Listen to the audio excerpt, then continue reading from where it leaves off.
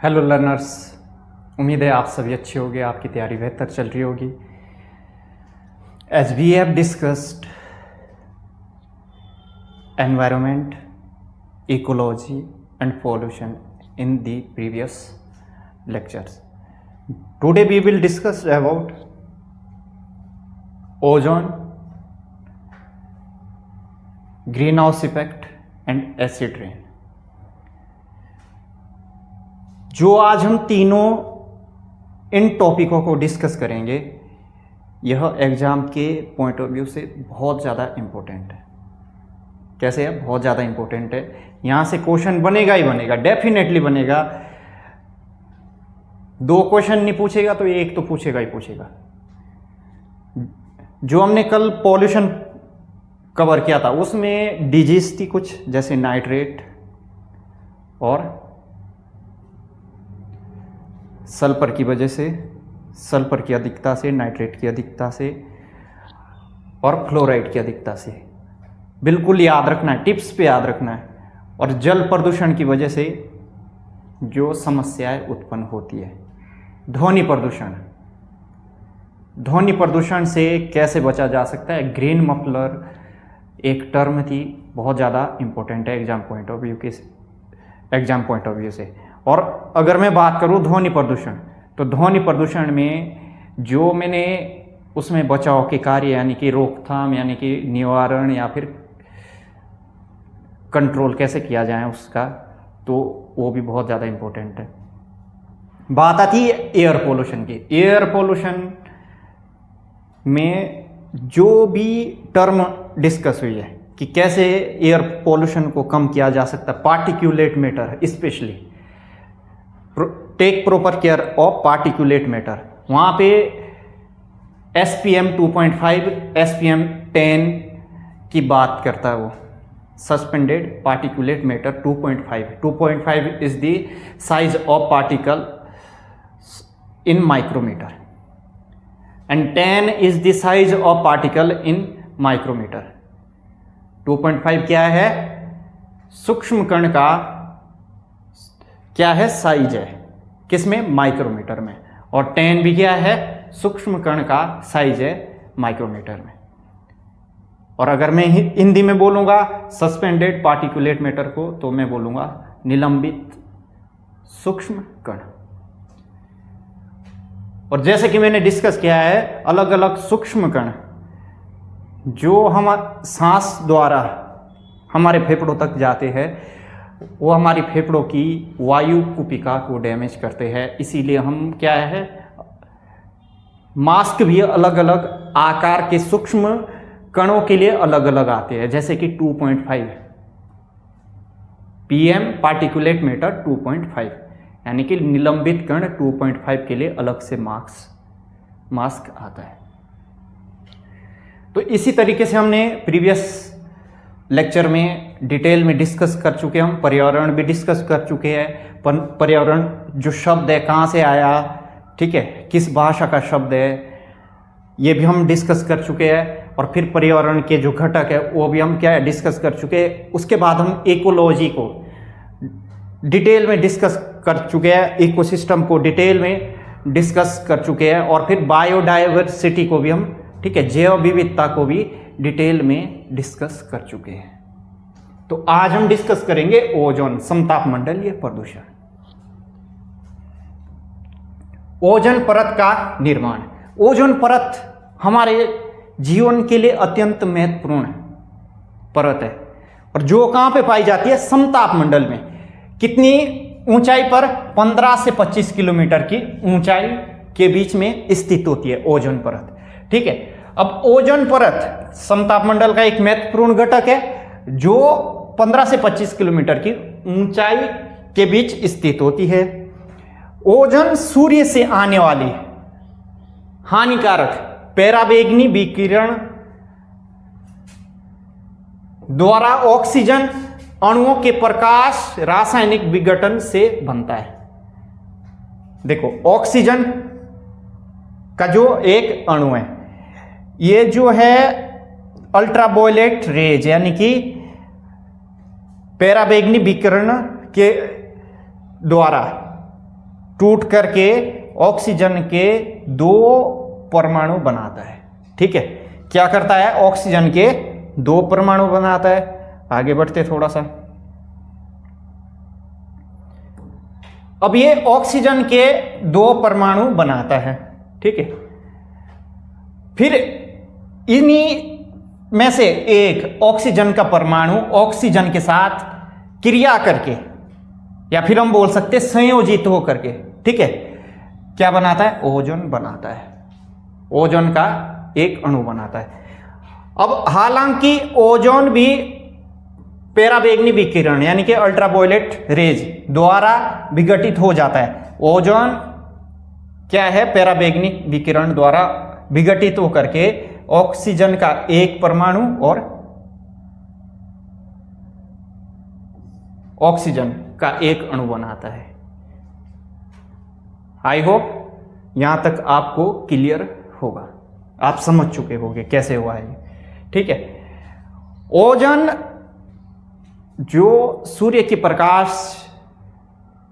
से आने वाली हानिकारक पराबैंगनी किरण है उनको पृथ्वी तक आने से रोकता है, यानी कि उसको अवशोषित कर लेता है। यह क्या बताया गया है कि ओजोन का निर्माण कैसे हुआ है? क्या कर देता है? जो पराबैंगनी किरण है वो ऑक्सीजन के एक अणु को विघटित कर देता है। विघटित करने के बाद ऑक्सीजन के 2 परमाणु बन जाते हैं। ठीक है, और फिर ये जो ऑक्सीजन का एक परमाणु और ऑक्सीजन का एक अणु संयोजित होकर के ओजोन बनाता है। फिर से ओजोन भी दोबारा से विघटित होता है अल्ट्रावायलेट रेज यानी कि पराबैंगनी विकिरण द्वारा, और फिर ये क्या है? ऑक्सीजन का एक परमाणु और ऑक्सीजन का एक अणु बनाता है। और यह प्रक्रिया क्या है? निरंतर चलती रहती है और ओजोन का निर्माण होता रहता है। प्राकृतिक रूप से ओजोन का निर्माण होता रहता है। अब प्रॉब्लम कहां आती है? प्रॉब्लम वहां आती है जहां पर प्राकृतिक रूप से ओजोन का विनाश हो रहा है या फिर निर्माण हो रहा है, वहां कोई प्रॉब्लम नहीं होती। प्राकृतिक रूप से वो क्या है? बैलेंस कर लेता है। लेकिन अगर इसमें मानव के द्वारा उसमें कुछ ऐसी स्थिति उत्पन्न की गई है कि ओजोन का निर्माण तो होगा नहीं, विनाश अगर ज्यादा हो रहा है तो वो हानिकारक होता है। अगर प्राकृतिक रूप से विनाश हो रहा है तो वो इतना विनाश होता है कि वो बैलेंस हो जाता है। ठीक है, उसका संतुलन हो जाता है। आगे बढ़ते हैं। मुख्य अंतर्दृष्टि। अधिकांश वायुमंडलीय ओजोन समताप मंडल में पाया जाता है और 200 से 300 नैनोमीटर तरंगदैर्घ्य सीमा के भीतर हानिकारक सौर विकिरण को अवशोषित करके महत्वपूर्ण भूमिका निभाता है। ठीक है, जिसकी तरंगदैर्घ्य कितनी होगी? 200 से 300 नैनोमीटर है, उसको क्या अवशोषित कर लेता है, क्योंकि यह हानिकारक तरंगदैर्घ्य है और क्या है? पृथ्वी पर जीवन को बनाए रखता है, कुछ नुकसान नहीं होने देता है। आगे बढ़ते हैं। ओजोन परत जीवन के लिए सुरक्षात्मक ढाल। ओजोन परत है, यह क्या होती है? हमारे जीवन के लिए सुरक्षात्मक ढाल बन करके ढाल बनी हुई रहती है। ठीक है, किसमें? समताप मंडल में। अगर ये क्षोभ मंडल में तो ये प्रदूषण का कारण होता है। और मैंने ओजोन से होने वाली बीमारी डिस्कस की है प्रीवियस लेक्चर में, जहाँ पे हम वायु प्रदूषण पढ़ रहे थे। उससे आँखों में जलन, ठीक है, नाक में जलन और फेफड़ों से संबंधित समस्याएं उत्पन्न होती हैं। आगे बढ़ते हैं। ओजोन परत, जिसे अक्सर ओजोन कंबल यानी कि ओजोन ब्लैंकेट कहा जाता है, सूर्य द्वारा उत्सर्जित हानिकारक पराबैंगनी किरणों को प्रभावी रूप से अवशोषित करके एक महत्वपूर्ण ढाल का कार्य करती है। इसे सभी जीवित जीवों के लिए सुरक्षात्मक परत माना जाता है। यह क्या करती है? महत्वपूर्ण ढाल बन करके ढाल का कार्य करती है। ठीक है, ढाल कैसे बनती है? ढाल तब बनती है जब ये क्या है, खुद उन हानिकारक पराबैंगनी किरणों को अवशोषित कर लेती है और हमारे जीवन को बनाए रखती है। ठीक है, आगे बढ़ते हैं। महत्व, इसका जो इंपॉर्टेंस है, क्या इंपॉर्टेंस है इसका? पराबैंगनी विकिरण जीवित कोशिकाओं को नष्ट कर सकता है। पराबैंगनी विकिरण क्या कर सकता है? जीवित कोशिकाओं को, ठीक है, नष्ट कर सकता है और ओजोन सांद्रता में थोड़ी भी कमी त्वचा कैंसर के बढ़ते जोखिम का कारण बन सकती है। अगर ओजोन का कंसंट्रेशन, ओजोन की सांद्रता में थोड़ी सी भी कमी हो जाएगी तो क्या है? त्वचा कैंसर के बढ़ते जोखिम का कारण बन सकता है। मैंने क्या कहा था? 2.2 mm से अगर कम हो जाती है ओजोन परत की मोटाई तो उसे क्या कहा जाता था? कि ओजोन छिद्र हो चुका है। मैंने प्रीवियस लेक्चर में डिस्कस किया है। पराबैंगनी विकिरण से हमारी सुरक्षा में ओजोन परत की भूमिका पारिस्थितिक तंत्रों और मानव जनसंख्या के स्वास्थ्य के लिए अत्यंत महत्वपूर्ण है। पराबैंगनी विकिरणों से क्या है? हमारी सुरक्षा में ओजोन परत की भूमिका क्या है? बहुत ज्यादा महत्वपूर्ण है। और किसकी सुरक्षा? पारिस्थितिक तंत्रों और मानव स्वास्थ्य की सुरक्षा करती है। ठीक है, आगे बढ़ते हैं।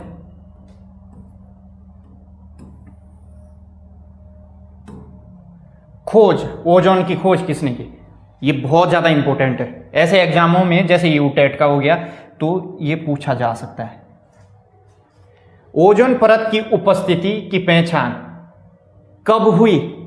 तो यह भी पूछा जा सकता है। 1913 में फ्रांसीसी भौतिक वैज्ञानिक चार्ल्स फेवरी और हेनरी बुइरोन ने की थी, जो वायुमंडलीय विज्ञान की समझ में एक महत्वपूर्ण मील का पत्थर साबित हुई है। किसने की?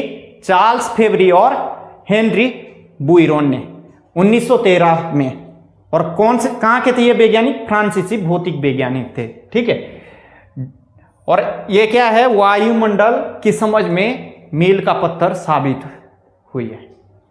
आगे बढ़ते हैं। ये बिल्कुल याद रखना है।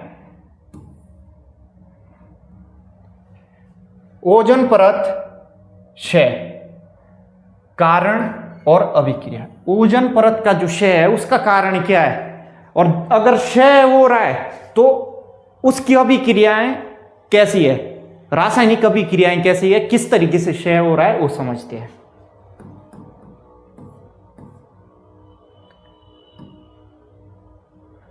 ओजोन परत का क्षय प्राकृतिक प्रक्रियाओं और औद्योगिक गतिविधियों से प्रभावित होता है। यहां हम प्राकृतिक कारणों की खोज करते हैं।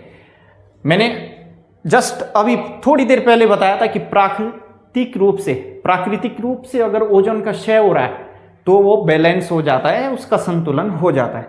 लेकिन जहां औद्योगिक गतिविधि यानी कि मानव द्वारा गतिविधियों से हो रहा है तो उसका बैलेंस, संतुलन नहीं होता है, वो क्या है? हानिकारक होता है।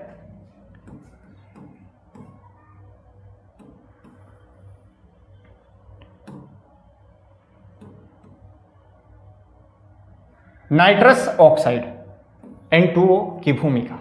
नाइट्रस ऑक्साइड की भूमिका कैसे रहती है ये समझते हैं। नाइट्रस ऑक्साइड स्ट्रेटोस्फियर यानी कि शोभ मंडल में, जो पहली परत है वायुमंडल की, नाइट्रस ऑक्साइड स्ट्रेटोस्फियर में प्राकृतिक रूप से सूक्ष्म मात्रा में मौजूद होती है। प्राकृतिक रूप से रहती है मौजूद, सूक्ष्म मात्रा में, बहुत कम मात्रा में। यह उत्तेजित ऑक्सीजन परमाणुओं जो ओजोन चक्र के दौरान उत्पन्न होते हैं के साथ अभिक्रिया करके नाइट्रिक ऑक्साइड NO बनाती है।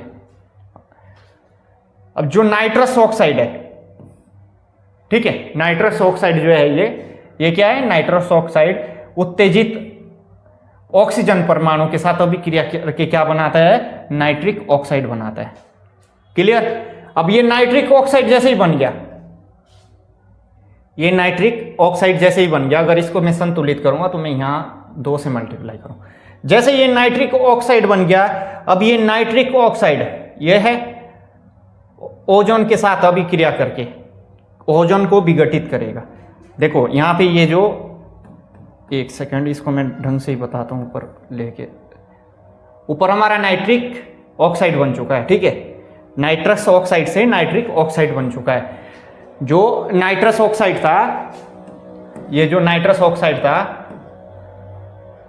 ये था नाइट्रस ऑक्साइड, ठीक है। इसने ऑक्सीजन परमाणु के साथ अभिक्रिया करके नाइट्रिक ऑक्साइड बना दिया है। अब क्या होगा यहाँ पे, अब ये जो नाइट्रिक ऑक्साइड बना है, ये ओजोन के साथ अभिक्रिया करके नाइट्रोजन डाइऑक्साइड और ऑक्सीजन का एक अणु बनाता है। अब जैसे ये ऑक्सीजन का एक अणु बनाता है और नाइट्रोजन डाइऑक्साइड बनाता है, यहाँ पे ओजोन को तोड़ दिया इसने, ठीक है, ओजोन को तोड़ दिया इसने। अब यहाँ पे नाइट्रोजन डाइऑक्साइड फिर से ऑक्सीजन का जो एक परमाणु है सिंगल, उसके साथ अभिक्रिया करके नाइट्रिक ऑक्साइड बनाएगा। क्या बनाएगा? नाइट्रिक ऑक्साइड बनाएगा और ऑक्सीजन का एक अणु बनाएगा। फिर ओजोन ऑक्सीजन के साथ, इस ऑक्सीजन के साथ अभिक्रिया करके ऑक्सीजन का एक अणु बनाएगा, दो अणु बन जाते हैं, ठीक है। अब ये जो प्रक्रिया है, ये प्रक्रिया कंटिन्यू चलती रहती है और इसी तरीके से ओजोन का विनाश करती रहती है, क्योंकि ये क्या है, दोबारा बन रहा है। क्या बन रहा है? दोबारा बन रहा है नाइट्रिक ऑक्साइड, ठीक है। नाइट्रिक ऑक्साइड दोबारा बन रहा है। नाइट्रिक ऑक्साइड ने एक ओजोन के अणु को तोड़ा, ठीक है, नाइट्रोजन डाइऑक्साइड और ऑक्सीजन का अणु बना। अब फिर से नाइट्रोजन डाइऑक्साइड और ऑक्सीजन के साथ अभिक्रिया करके नाइट्रिक ऑक्साइड बना दिया। ये नाइट्रिक ऑक्साइड दोबारा बन गया। अब ये फिर से दोबारा ओजोन के साथ अभिक्रिया करेगा और हालांकि ये ऑक्सीजन का जो अणु है, ठीक है, इसके साथ अभिक्रिया करेगा ओजोन के साथ और फिर से ये ओजोन को तोड़ता जाता है। इसी तरीके से ये प्रक्रिया चलती रहती है, तोड़ता रहता है। यह प्रक्रिया लगातार ओजोन के अणुओं को नष्ट करती रहती है, क्योंकि नाइट्रिक ऑक्साइड अणु बार बार ओजोन चक्र को बाधित करता है। जैसे यहाँ पे नाइट्रिक ऑक्साइड था, ठीक है, ओजोन को तोड़ा, नाइट्रोजन डाइऑक्साइड और ऑक्सीजन का एक अणु बना। फिर से नाइट्रोजन डाइऑक्साइड ऑक्सीजन के एक परमाणु से अभिक्रिया करके नाइट्रिक ऑक्साइड बना दिया। तो इसी तरीके से नाइट्रिक ऑक्साइड बनता रहता है और तोड़ता रहता है, कंटिन्यू क्या करता रहता है, तोड़ता रहता है।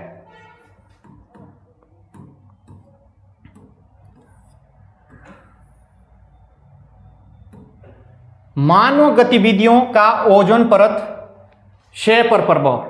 मानव गतिविधियों का ओजोन परत क्षय पर प्रभाव, क्या प्रभाव पड़ता है मानव गतिविधियों का?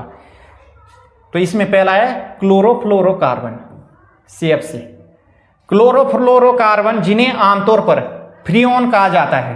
क्या कहा जाता है? क्लोरोफ्लोरोकार्बन को आमतौर पर फ्रीऑन कहा जाता है, जैसे कि CFCl3, CF2Cl2, CF2Cl जैसे यौगिक शामिल होते हैं।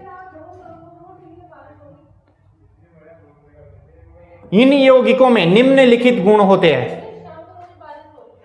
क्या होते हैं? निम्नलिखित गुण होते हैं।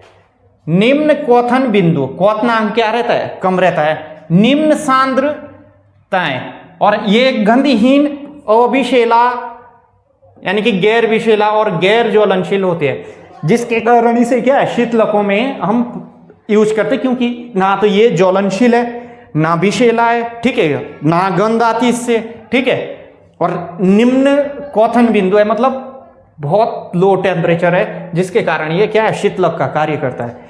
इन विशेषताओं के कारण इनका व्यापक रूप से air conditioner, refrigerator, spray can और औद्योगिक विलायकों में उपयोग किया जाता है। अब अगर उपयोग किया जाता है तो ये वायुमंडल में मुक्त होती है। वायुमंडल में मुक्त होती है तो ये क्या है, ओजोन का विनाश करता है। और ओजोन का विनाश किस तरीके से करता है, आगे हम इसकी अभिक्रियाएं बताएंगे।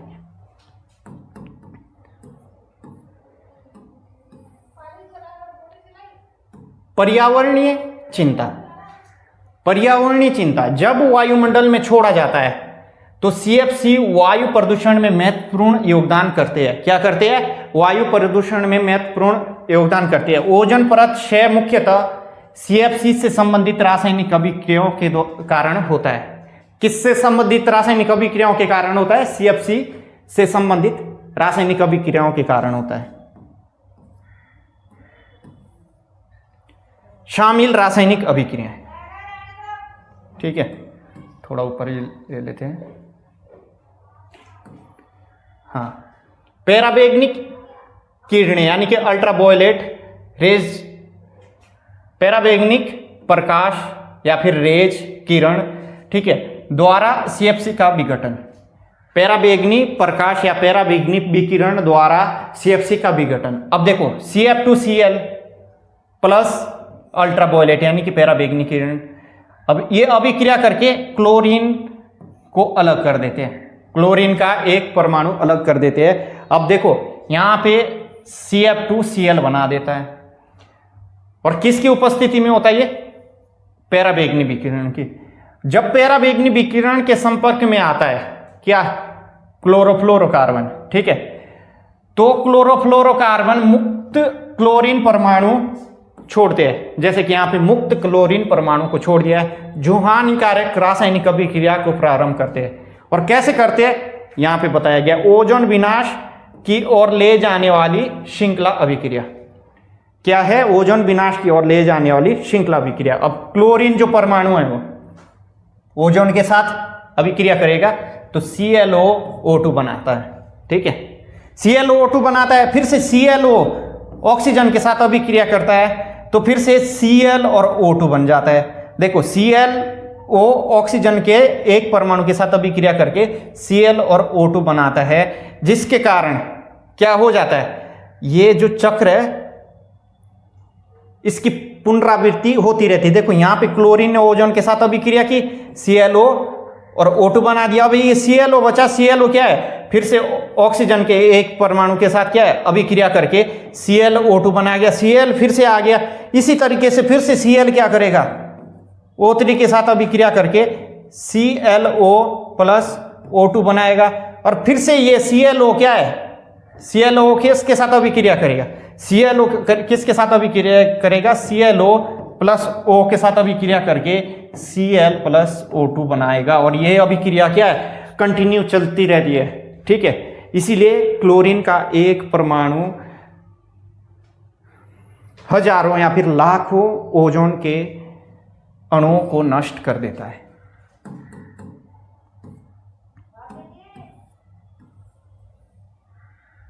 मुख्य प्रभाव, मुख्य प्रभाव,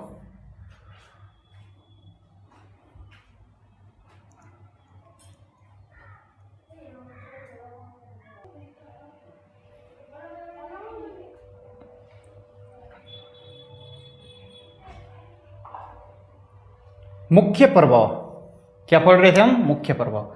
प्रत्येक क्लोरीन परमाणु 1000 से अधिक ओजोन अणुओं को नष्ट कर सकता है, जिससे ओजोन परत के क्षय में महत्वपूर्ण योगदान होता है। समग्र प्रभाव अनेक ओजोन अणुओं के विघटन का है, जिससे वायुमंडल में सुरक्षात्मक परत कमजोर हो जाती है। क्या हो जाती है? वायुमंडल में सुरक्षात्मक परत कमजोर हो जाती है। आगे बढ़ते हैं। ओजोन परत के क्षय के हानिकारक प्रभाव, अगर ओजोन परत का क्षरण हो जाता है, डिप्लीशन ऑफ ओजोन लेयर के क्या हानिकारक प्रभाव है वो हम पढ़ेंगे। मानव स्वास्थ्य के लिए खतरा, मानव स्वास्थ्य के लिए क्या है? खतरा है अगर ओजोन परत का क्षरण हो रहा है। ओजोन परत के क्षय के कारण पैराबैंगनी किरणों का अधिक संपर्क गंभीर स्वास्थ्य जोखिमों को जन्म दे सकता है, जैसे त्वचा कैंसर, और हम बोल सकते हैं DNA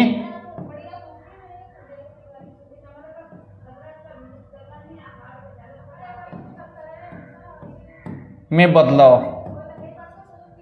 बदलाव या फिर DNA डैमेज, ठीक है, हम बोल सकते हैं DNA डैमेज, ठीक है। DNA को क्या कर देता है? क्षति पहुंचाता है, बदलाव नहीं बल्कि क्षति पहुंचाएगा, ठीक है।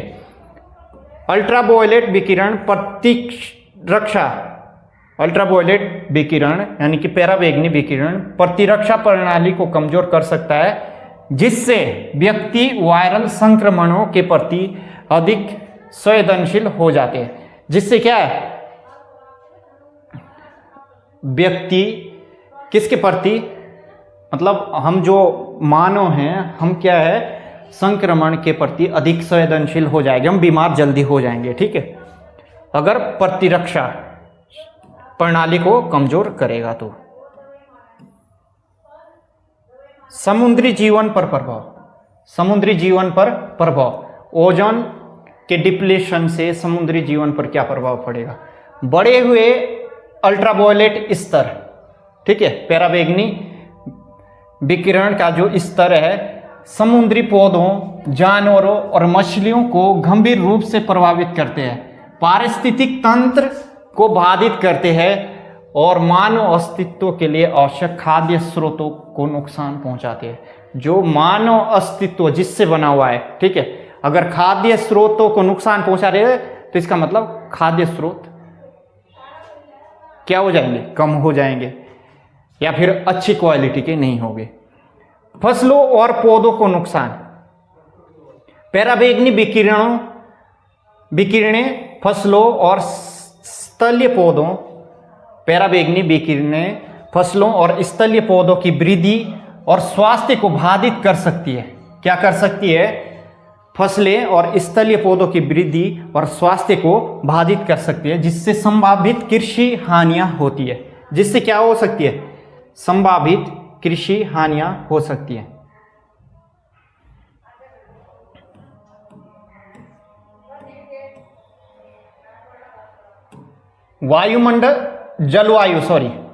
जलवायु परिवर्तन के परिणाम, जलवायु परिवर्तन के परिणाम, फ्रीऑन, जैसे कि हम CFC भी कहते हैं, ठीक है, CFC, जो ओजोन परत के क्षय में योगदान करते हैं, सूर्य की ऊष्मा को फंसाकर ग्रीन हाउस प्रभाव को भी तीव्र करते हैं। क्या करते हैं?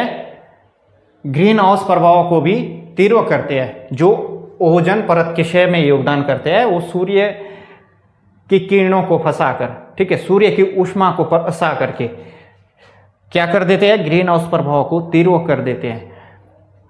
इसके परिणाम स्वरूप वैश्विक तापमान बढ़ता है, यानी कि ग्लोबल वार्मिंग, ठीक है, ग्लोबल वार्मिंग,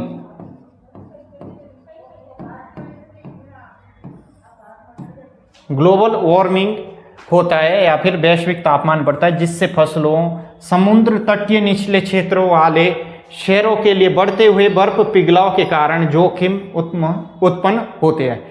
अगर बर्फ पिघलेगी और जो समुद्र तटीय निचले क्षेत्र है तो क्या वो सबमर्ज हो जाएगी, डूब जाएगी, क्योंकि जल स्तर बढ़ जाएगा। आगे बढ़ते हैं।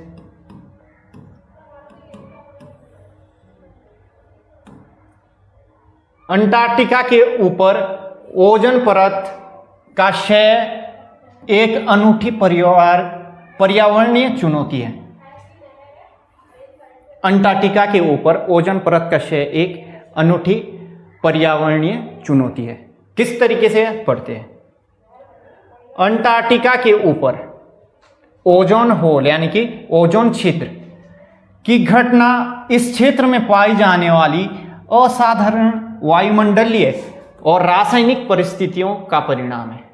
ठीक है, क्या है? असाधारण वायुमंडलीय और रासायनिक परिस्थितियों का परिणाम है क्या? ओजोन क्षेत्र की घटना। ठीक है, हालांकि ओजोन परत का क्षय समतापमंडल में कहीं भी हो सकता है। ओजोन परत का क्षय जो है समतापमंडल में कहीं भी हो सकता है, लेकिन सबसे महत्वपूर्ण क्षय जिससे ओजोन होल का निर्माण होता है अंटार्कटिका के ऊपर देखा गया है। जिससे क्या है? ओजोन छिद्र का निर्माण होता है। जो सबसे महत्वपूर्ण क्षय है, ठीक है, वो अंटार्कटिका के ऊपर देखा गया है।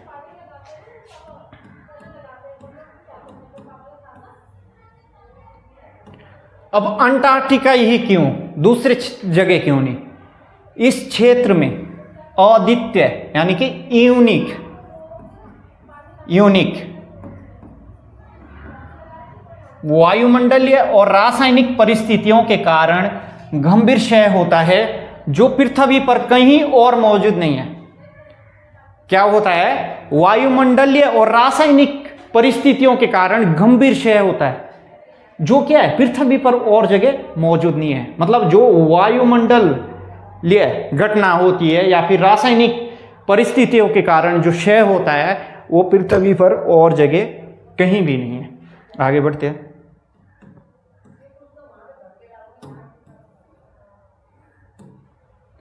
समतापमंडल में अत्यंत निम्न तापमान, समतापमंडल में क्या है अत्यंत निम्न तापमान। अंटार्कटिका में शीतकाल, जो कि मई से अगस्त के बीच में, अंटार्कटिका में शीतकाल मई से अगस्त के दौरान समतापमंडल में अत्यंत निम्न तापमान का अनुभव होता है। कैसा होता है? अत्यंत निम्न तापमान का अनुभव होता है। ये ठंडी परिस्थितियां ध्रुवीय समतापमंडलीय बादलों के निर्माण का कारण बनती है। और जो ये निम्न तापमान होता है इसके कारण क्या बनते हैं? ध्रुवीय समतापमंडलीय बादल बनते हैं। ठीक है, इसके निर्माण का कारण बनता है। ध्रुवीय समतापमंडलीय बादल रासायनिक अभिक्रियाओं के लिए एक सतह प्रदान करते हैं। अब अगर रासायनिक अभिक्रिया होनी चाहिए तो उसके लिए कुछ सतह होनी चाहिए, सरफेस होना चाहिए जो निष्क्रिय क्लोरीन यौगिक, जैसे कि मैंने अभी तक बात की थी क्लोरीन यौगिक निष्क्रिय यानी कि CF2Cl2। ठीक है, निष्क्रिय क्लोरीन यौगिक जैसे CFC क्लोरोफ्लोरोकार्बन को सक्रिय क्लोरीन में परिवर्तित करती है, जो सीधे ओजोन को नष्ट करता है। क्या कर देता है? एक सतह प्रदान कर देता है जिस पर क्या रासायनिक अभिक्रिया हो सकती है। अब जो निष्क्रिय क्लोरीन है उसको किस में बदल देता है? सक्रिय में। अब CF2Cl2 से क्या एक क्लोरीन परमाणु अलग हो जाएगा, अलग हो जाएगा तो वो सक्रिय होगा। अगर वो सक्रिय होगा तो वो ओजोन को नष्ट करना स्टार्ट कर देगा, जैसे मैंने जस्ट अभी तक इक्वेशन में बताया था। ठीक है,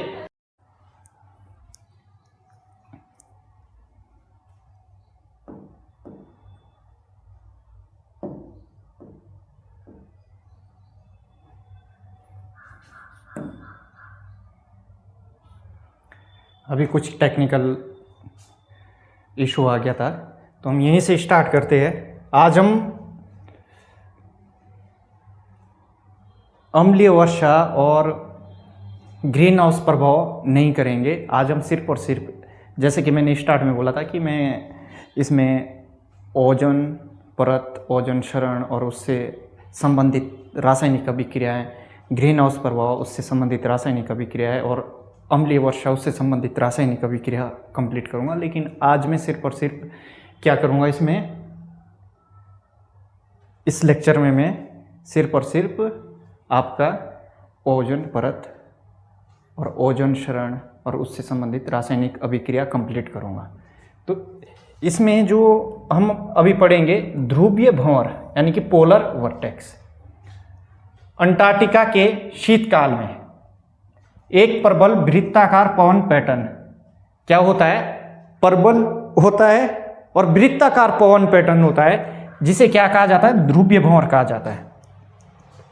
यह अंटार्कटिका के ऊपर की हवा को अलग कर देता है। क्या कर देता है? अंटार्कटिका के ऊपर की हवा को अलग कर देता है, CFC को फंसाता है और पोलर स्ट्रेटोस्फेरिक क्लाउड्स के निर्माण को बढ़ाता है, यानी कि ध्रुवीय समतापमंडलीय बादलों का निर्माण करता है और CFC को फंसाता है। अगर CFC को फंसाएगा तो क्या है? एक सतह प्रदान हो जाती है CFC में, और CFC से क्लोरीन किसकी उपस्थिति में? अल्ट्रावायलेट की उपस्थिति में अलग हो जाती है, यानी क्लोरीन का जो एक परमाणु अलग हो जाता है और जो क्या है, क्या करता है? ओजोन का क्षय, ओजोन के हजारों अणुओं का क्षय करता है। वो मैंने इससे पहले क्या है रासायनिक अभिक्रिया के माध्यम से समझा दिया था कि किस तरीके से कंटिन्यू क्षय करता है। इसका अर्थ है कि क्लोरीन एक ही क्षेत्र में केंद्रित रहता है, क्योंकि ध्रुवीय भंवर बन जाता है तो एक ही क्षेत्र में क्या रहता है? केंद्रित रहता है। और किसके ऊपर रहेगा? अंटार्कटिका के ऊपर में। ठीक है, और जब सूर्य का प्रकाश लौटता है तब ओजोन विनाश और भी गंभीर हो जाता है। क्योंकि अभी तो ध्रुवीय भंवर बन रहा है, CFC को ये फंसा ले रहा है उसमें, ठीक है, और ध्रुवीय समताप मंडलीय बादलों का निर्माण हो रहा है। अभी सूर्य का प्रकाश नहीं लौटा है, ठीक है, जैसे ही सूर्य का प्रकाश लौटता है तो क्या है, गंभीर स्थिति उत्पन्न हो जाती है, ओजोन का विनाश और अधिक दर से होता है, ठीक है, और अधिक दर से होता है या फिर अत्यधिक होता है।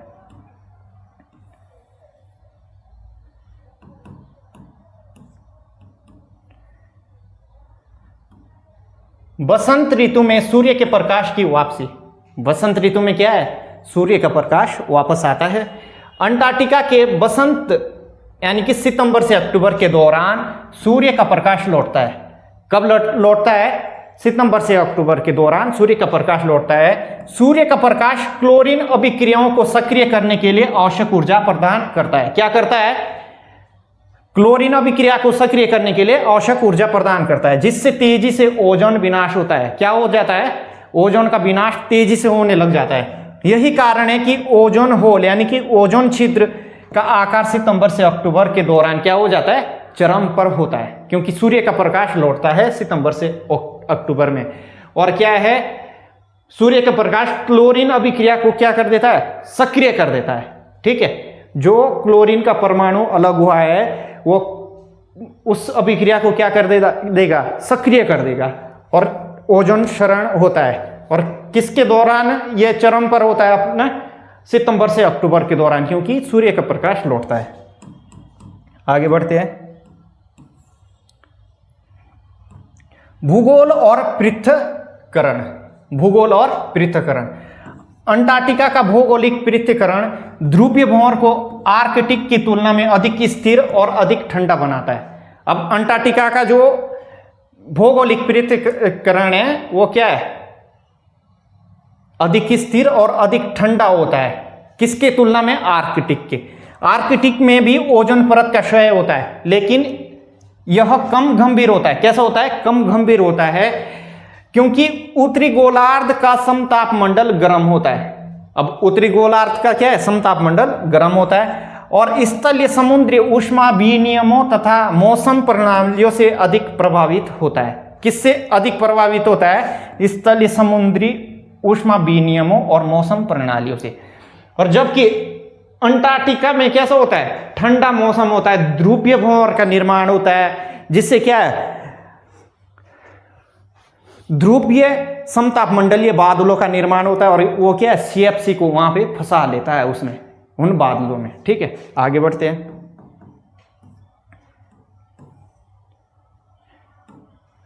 ओजोन परत के क्षय को रोकने के उपाय। क्या है ओजोन परत के क्षय को रोकने के उपाय? हानिकारक गैसों के उपयोग को सीमित करें। क्या करना चाहिए हमें? हानिकारक गैसों के उपयोग को क्या करना चाहिए? सीमित करना चाहिए। उन उत्पादों से बचे जिनमें निर्माण प्रक्रियाओं में ओजोन क्षयकारी पदार्थ होते हैं। उन उत्पादों का प्रयोग करने से बचना चाहिए जिनमें, या फिर उन उत्पादों को नहीं बनाना चाहिए जिनके निर्माण में ओजोन क्षयकारी पदार्थ उपयोग हो रहे हैं, ठीक है, या उनका उपयोग किया जाता है, जैसे CFC। ये क्या? ओजोन क्षयकारी पदार्थ में आता है CFC, यौगिक है ये, ठीक है। और हैलोजेनेटेड का हाइड्रोकार्बन, मिथाइल ब्रोमाइड और नाइट्रस ऑक्साइड, या तो इन यौगिकों का उपयोग हो रहा है, ठीक है, किसी उत्पाद में, जैसे कि हम बोल सकते हैं शीतलक के लिए जो हम प्रयोग करते हैं, या फिर इन यौगिकों से कोई सा उत्पाद बन रहा है तो उसका उपयोग से हमें क्या है? बचना पड़ेगा, ताकि क्या है? वायुमंडल में क्लोरीन या फिर हैलोजन समूह के जो परमाणु हैं वो मुक्त ना हो पाए। अगर ये मुक्त होगा, स्पेशली किसमें? समताप मंडल में, तो क्या करेगा? ये ओजोन का क्षय करेगा। आगे बढ़ते हैं।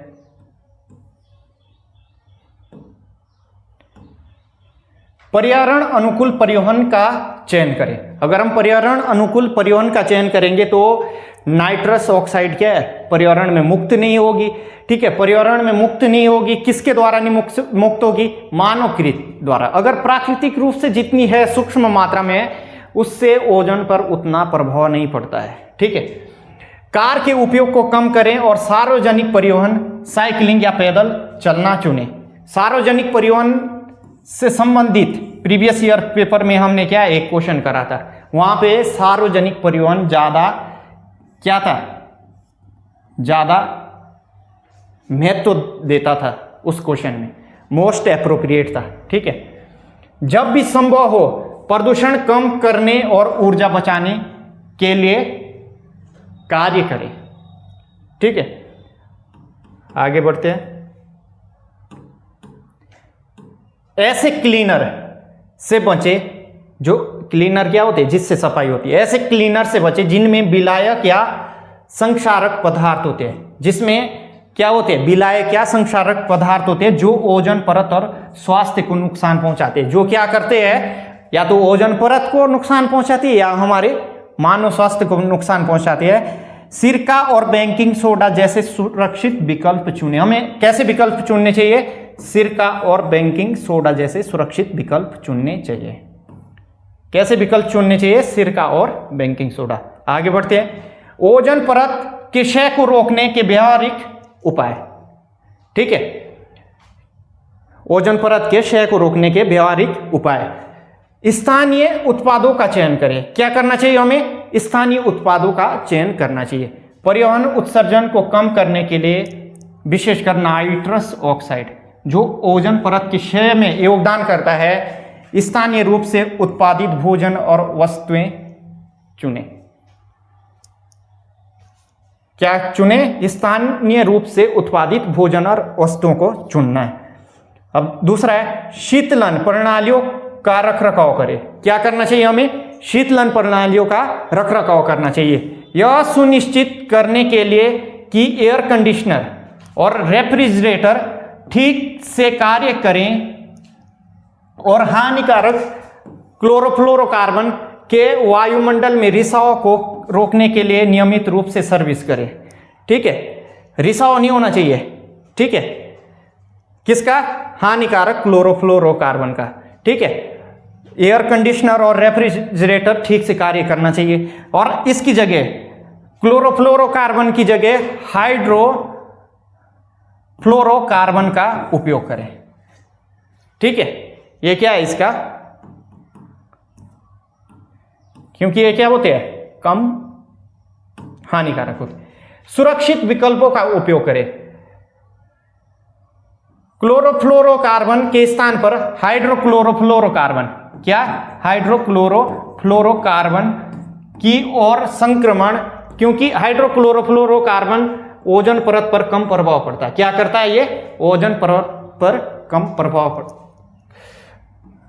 पड़ता है इसका। ठीक है, हाइड्रोक्लोरोफ्लोरोकार्बन का ओजोन परत पर कम प्रभाव पड़ता है, यानी कि कम विनाशकारी होता है। ओजोन परत के क्षय को कम करने के लिए वैश्विक प्रयास, विश्व स्तर पर, यानी कि विश्व स्तर पर यानी कि वैश्विक स्तर पर क्या प्रयास किए गए, किसके लिए, ओजोन परत के क्षय को कम करने के लिए। क्योंकि सिर्फ और सिर्फ एक देश या नेशन, राष्ट्र ओजोन परत के क्षय को कम नहीं कर सकता है। इसमें वैश्विक स्तर पर जब तापमान बढ़ेगा या फिर प्रदूषण बढ़ेगा या फिर वैश्विक स्तर पर हानिकारक पदार्थ जो ओजोन परत का क्षरण कर रहे हैं अधिक मात्रा में उत्सर्जित होंगे, तो क्या ओजोन परत का क्षय भी अधिक मात्रा में होगा। सिर्फ केवल एक देश के कम हानिकारक पदार्थों का कम उपयोग करने से ओजोन क्षरण नहीं रुकेगा। तो वैश्विक स्तर पर कुछ प्रयास किए गए, डिस्कस करते हैं और यहां से क्वेश्चन पूछे गए। क्लोरोफ्लोरोकार्बनों से उत्पन्न पर्यावरणीय खतरे से निपटने के लिए निम्नलिखित उपाय लागू किए गए। क्या किए गए, निम्नलिखित उपाय लागू किए गए। नंबर 1 है मॉन्ट्रियल प्रोटोकॉल। ये पूछा गया क्वेश्चन है। मॉन्ट्रियल प्रोटोकॉल कब हुआ? 1987 में। 1987 का परिचय दिया गया, मॉन्ट्रियल प्रोटोकॉल का परिचय दिया गया। 24 देशों द्वारा हस्ताक्षरित मॉन्ट्रियल प्रोटोकॉल ने फ्रीऑन्स के उत्पादन और उपयोग को कम करने के लिए महत्वपूर्ण अंतर्राष्ट्रीय प्रतिबद्धता को दर्शाया। ठीक है, मॉन्ट्रियल प्रोटोकॉल किससे संबंधित है? ओजोन परत के संरक्षण से संबंधित है। और यह कब हुआ, इसका परिचय कब हुआ? 1987। ठीक है, और 24 देशों द्वारा हस्ताक्षर किए गए इसमें। ठीक है, 24 देशों द्वारा हस्ताक्षर किए गए। आगे बढ़ते हैं। सुरक्षित विकल्पों को अपनाना। कई क्षेत्रों में क्लोरोफ्लोरोकार्बन के स्थान पर हाइड्रोक्लोरोफ्लोरोकार्बन का उपयोग किया जा रहा है, जिनका ओजोन परत पर विध्वंसक प्रभाव की तुलना में बहुत कम प्रभाव होता है, केवल लगभग 1/10 भाग। ठीक है, अगर 100 भाग प्रभाव CFC डाल रहा है तो सिर्फ 10 भाग प्रभाव क्या डालेगा? हाइड्रोक्लोरोफ्लोरोकार्बन। इसका मतलब है अगर 1,00,000 ओजोन के अणुओं को 1,00,000 ओजोन के अणुओं को CFC, अगर थोड़ा छोटा उदाहरण लेता हूं, CFC अगर 10,000 ओजोन के अणुओं को नष्ट कर रहा है तो हाइड्रोक्लोरोफ्लोरोकार्बन मात्र 1,000 ओजोन के अणुओं को नष्ट करेगा, और जो कि ओजोन के परत के क्षरण को काफी कम कर रहा है। ठीक है, आगे बढ़ते हैं। ग्रीन हाउस प्रभाव, यहां से हम क्या करेंगे? नेक्स्ट लेक्चर में पढ़ेंगे, क्योंकि लेक्चर ऑलरेडी काफी लंबा हो चुका है और बीच में कुछ टेक्निकल इशू आने की वजह से भी क्या है, हम इस लेक्चर को यहीं पे समाप्त करते हैं। नेक्स्ट लेक्चर में ग्रीन हाउस प्रभाव और अम्लीय वर्षा हम कंप्लीट करेंगे, और यहां से हमारे सिलेबस का 65% हमारा जो सिलेबस है वो यहां से हमारा कंप्लीट हो जाएगा। मिलते हैं नेक्स्ट क्लास में। वीडियो को लाइक करें, शेयर करें और चैनल को सब्सक्राइब करें और बेल आइकन को दबाएं ताकि हर एक वीडियो आप तक पहुंच जाए। ये जो वीडियो है इस वक्त फ्री में यूट्यूब पर भी डाली जा रही है, क्योंकि हमने ये डिसाइड किया है कि EVS की वीडियो है फ्री में अभी यूट्यूब पर भी रहेगी, और जैसे ही पेपर होने वाला होगा या हो जाएगा ये वीडियो यूट्यूब से हट जाएगी। मात्र एक सब्जेक्ट की वीडियो हम फ्री में डाल रहे हैं, बाकी 3-4 सब्जेक्ट हमारे ऐप पर आपको मिल जाएंगे। आपको उसके लिए हमारा कोर्स खरीदना पड़ेगा, और कोर्स का प्राइस बीच में ऑफर था, जैसे कि स्वतंत्रता दिवस या फिर हमारे संस्थान का स्थापना दिवस, उस समय कम हुआ था, लेकिन अब बढ़ चुका है। और कुछ ही दिनों में अब हमारा जो कोर्स का परचेजिंग, जहाँ से आप कोर्स परचेज कर रहे हैं वो ऑप्शन बंद होने वाला है, यानी कि फिर उसके बाद आप लोग कोर्स नहीं खरीद पाएंगे। मिलते हैं दूसरी वीडियो में। धन्यवाद।